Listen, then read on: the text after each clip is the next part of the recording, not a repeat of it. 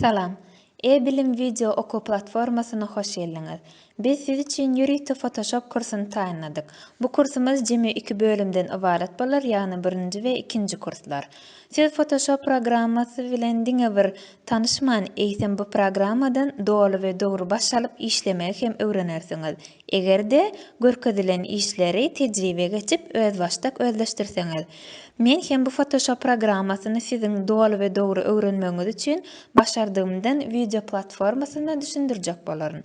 Bu Photoshop öwrenmekligiň 1-nji kursyna noldan, ýagny täze, başlanyç sahypadan öwrenip başlar.